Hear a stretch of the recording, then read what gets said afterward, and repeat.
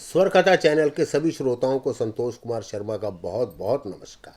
मित्रों, आज फिर आ पहुंचा हूं एक नई कथा के साथ। सनातन धर्म में अनेकों कथाएं हैं, हमारे एपिक्स में बहुत कथाएं हैं, हमारे उपनिषद, वेद, पुराण ज्ञान का भंडार है। एक ऐसी कथा आज लाया हूं छांदोग्य उपनिषद से। तो इससे पहले मैं कथा आरंभ करूं, आप सभी से निवेदन है कि यदि आपने स्वर कथा चैनल को अभी तक सब्सक्राइब नहीं किया है तो अवश्य कर दें। हाँ, एक विनती और है, इस कथा को अंत तक देखें, तभी आप इसके आशय का आनंद उठा सकेंगे। तो आरंभ करते हैं छांदोग्य उपनिषद से एक कथा। बहुत पुरानी बात है। प्राचीन समय में, वैदिक काल का समय था। एक राजा था, ज्ञानी, धर्मात्मा, दानशील, बहुत ही उदार हृदय। सारे राज्य में जगह जगह उसने धर्मशालाएं बनवा रखी थी, जहां यात्रियों को निःशुल्क ठहरने की व्यवस्था थी। भोजन भी वहां उनको निःशुल्क मिला करता था। वो चाहता था कि अधिक से अधिक लोग उसका अन्न खाएं, जिसका पुण्य उसको प्राप्त हो सके। और भी बहुत से अनेक जनता की भलाई के लिए वो कार्य करता था। जगह जगह सड़कें बनवाई थी, छायादार वृक्ष लगवाए थे, कुएं, बावड़ियां सब बनवा रखी थी, अस्पताल खुलवाए हुए थे। उसको रात दिन अपने प्रजा के हितों का ख्याल रहता था। हाँ, वो ज्ञानशील इतना था कि उसने पशु पक्षियों की भाषाएं भी सीख ली। परंतु एक कमी थी उसके पास, कि वो हर जगह चाहता था कि उसकी प्रसन्नता हो, उसकी दानशीलता की वाहवाह करें, उसको दुनिया का सबसे बड़ा दानवीर माने। जितना कार्य करता था उससे अधिक वो विज्ञापन किया करता था अपने कार्यों का।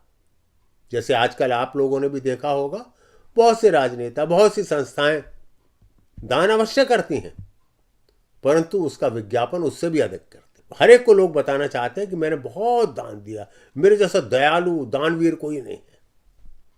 वो विवेकानंद जी की बात भूल जाते हैं। विवेकानंद जी ने कहा था कि तुम ईश्वर का आभार प्रकट करो कि कोई तुम्हें ऐसा व्यक्ति मिला जो तुम्हारे दान को स्वीकार कर सकता है, तुम्हें इस बात का मौका देता है कि तुम दान कर सको। तो ये तुम्हारा सौभाग्य है, उसका सौभाग्य नहीं। और यही कथा उपनिषद भी हमें सिखाते हैं। जैसा कि मैंने आपको कहा, वो राजा पशु पक्षियों की भाषा भी जानता। उस राजा का नाम था जनश्रुति। एक रात वो अपनी महल की छत पर घूम रहा था। शाम हो चली थी, आसपास का सौंदर्य का वो आनंद ले रहा था। तभी दो हंस उसकी छत के ऊपर से गुजरे और वो आपस में बातचीत कर रहे थे। राजा ने ध्यानपूर्वक उनकी बात सुननी आरंभ की, क्योंकि एक हंस कह रहा था, तुम राजा जनश्रुति को जानते हो ना? देखो उससे कितना प्रकाश निकल रहा है। सावधान होकर उड़ना, कहीं ऐसा ना हो कि उसकी प्रसिद्धि की धधकती रोशनी को पार करते हुए तुम स्वयं जल जाओ। उसने इतना दान किया है कि जिसका कह पाना भी मुश्किल है।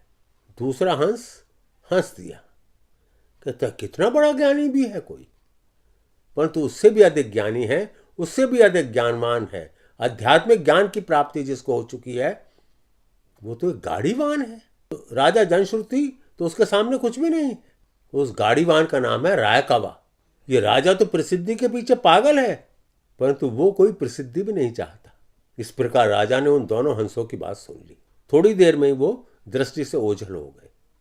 काफी रात हो चुकी थी, लेकिन राजा बेचैन था ये जानने के लिए कि रायकवा है कौन। मुझसे भी अधिक प्रसिद्ध है, मुझसे भी अधिक ज्ञानी है, मुझसे भी अधिक आध्यात्मिक है। तभी उसने निश्चय किया कि हो ना हो वो रायकवा को ढूंढ कर ही निकालेगा। प्रात होते ही उसने अपने महामंत्री को बुलाया और उसे आज्ञा दी कि जल्द से जल्द रायकवा को खोज निकाले। चारों तरफ सैनिक फैल गए। एक सैनिक को एक व्यक्ति मिला जो गाड़ी के नीचे बैठा हुआ था और बड़े आराम से अपनी पीठ खुजा रहा था। वो सैनिक उसके पास गया कि आपका नाम रायकवा है? उसने कहा हाँ।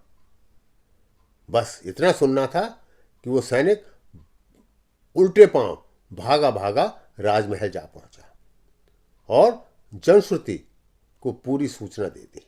जनश्रुति ने पूरी तैयारी की और अपने साथ 600 गाय, सोने की एक जंजीर और एक खच्चर चलित गाड़ी रायकवा के पास ले गया। और उन सबको उनके चरणों में समर्पित कर दिया और कहा कि महाराज, आप ये सब स्वीकार करें और कृपा करके मुझे आध्यात्मिक ज्ञान दें। राय कवा ने कहा कि मेरा ज्ञान बिकाऊ नहीं है, मुझे ना तुम्हारी गाय चाहिए, ना सोना चाहिए, ना खच्चर चलित गाड़ी चाहिए। मैं अपने आप में बहुत प्रसन्न हूं, ये किसी और को अर्पित कीजिए। राजा निराश हो गया।